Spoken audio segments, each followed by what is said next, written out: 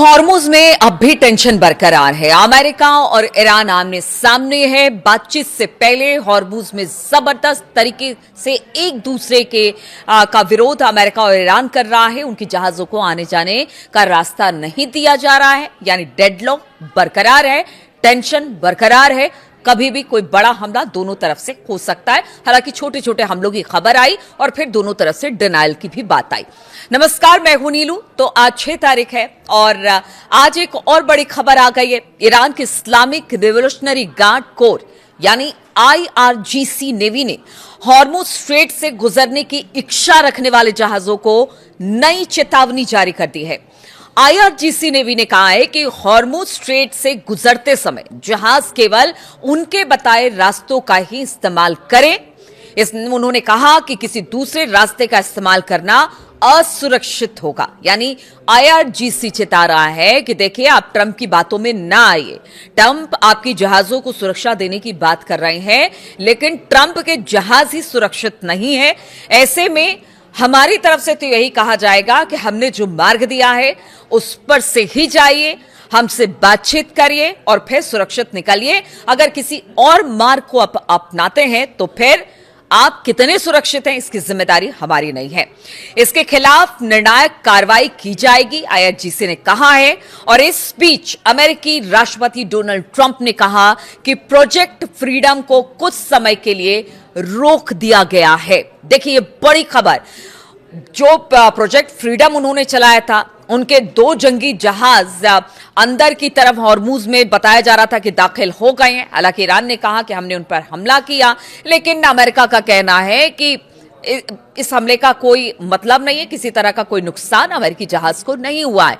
और वो लगातार कहते रहे कि देखिए, हमें बड़ी चिंता है हॉर्मुज में। इतने दिनों से जो जहाज फंसे हुए हैं, उनके लोगों के सामने खाने पीने का संकट है। उनको अमेरिका प्रोटेक्ट करेगा, वहां से जहाज निकालने में मदद करेगा।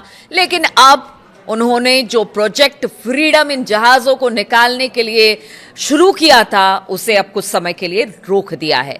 तो क्या ट्रंप एक बार पहले भी ऐसा कह चुके थे कि जो जहाज यहां फंसे हुए इनको निकाला जाएगा, अमेरिका प्रोटेक्शन देगा। अब दूसरी बार भी प्रोजेक्ट फ्रीडम चलाया, लेकिन IRGC और जिस तरह से ईरान की सेना ने हॉर्मुज में अपना कब्जा बताया है और कहा है कि अगर कोई भी जहाज यहां से गुजरेगा, वो अमेरिका का हो या किसी और देश का, और चाहे अमेरिका कितना भी उसे प्रोटेक्शन देने की बात की जाए, उसे तो मार दिया जाएगा अगर हमसे बातचीत नहीं की जाएगी या हमने जो रास्ता दिया है उस पर ना जाकर किसी और रास्ते से जाया जाता है। ऐसे में आप प्रोजेक्ट फ्रीडम को कुछ समय के लिए ट्रंप ने रोक दिया। और इसके पीछे का कारण उन्होंने क्या बताया? उन्होंने कहा कि एक दिन पहले ही इसे शुरू करने की उन्होंने घोषणा की थी और उनका कहना था कि देखिए, यहां से जो जहाज निकलेंगे अलग अलग देशों के, उनका प्रोटेक्शन होगा। लेकिन IRGC नेवी ने सोशल मीडिया प्लेटफॉर्म X पर एक पोस्ट में कहा कि जो हॉर्मुज स्ट्रेट है, वहां से गुजरने का इरादा रखने वाले सभी जहाजों को ईरान के पहले से घोषित गलियारों का इस्तेमाल करना होगा और रास्ते से किसी भी तरह के भटकाव पर कड़ी कार्रवाई की जाएगी। IRGC नेवी ने अपने बयान में पहले से तय रास्ते को हॉर्मुज स्ट्रेट से गुजरने का एकमात्र सुरक्षित रास्ता बताया था। ईरान की तरफ से यह चेतावनी ट्रंप की उस घोषणा के बाद आई थी जिसमें उन्होंने जो हॉर्मुज स्ट्रेट है वहां से जहाजों को सुरक्षित रास्ता देने के प्रोजेक्ट फ्रीडम शुरू करने की बात कही थी। और उसी के बाद हमने देखा था कि किस तरह से जबरदस्त तरीके से हॉर्मुज जो स्ट्रेट है वहां पर टेंशन देखा गया था। अमेरिका ने दावा किया था कि ईरान के कई छोटे जहाजों को उसने निशाना बनाया, उसे डिस्ट्रॉय कर दिया। इधर ईरान की तरफ से कहा गया कि जो उसके 2 बड़े डिस्ट्रॉयर आ रहे थे उस पर हमला किया गया, उसे मार गिराया गया। लेकिन IRGC ने तो साफ कर दिया था पहले कि भले कितना ऑपरेशन फ्रीडम चलाए या कुछ चलाए, अगर हमारे तय रास्ते से जहां भी जहाज भटके उनको टारगेट किया जाएगा। ट्रंप ने कहा था कि अमेरिकी नेवी उन जहाजों को फारस की खाड़ी से निकलने में मार्गदर्शन करेगी, मदद करेगी, जो महीनों से वहां पर फंसे हैं। हालांकि अब उन्होंने इसे रोक दिया है। और इसके पहले अगर सोमवार की बात की जाए तो 2 अमेरिकी विध्वंसक जहाज, आपको पहले ही पिछले वीडियो में बताया था कि हॉर्मुज स्ट्रेट को पार करके फारस की खाड़ी में पहुंचे थे। अमेरिका ने बताया था कि उसके जहाजों पर ईरान ने हमले किए थे, लेकिन उन्हें नाकाम कर दिया गया। ट्रंप ने कहा कि अमेरिकी नेवी ने ईरान की कम से कम 7 छोटी स्पीड बोट को नष्ट कर दिया। वहीं ईरान ने अमेरिका पर युद्ध विराम के उल्लंघन का आरोप लगाया और हॉर्मुज स्ट्रेट से दूर रहने की चेतावनी दी। इस बीच राष्ट्रपति ट्रंप ने मंगलवार को ईरान की सैन्य क्षमता को खारिज कर दिया और कहा कि तेहरान को अब आत्मसमर्पण कर देना चाहिए।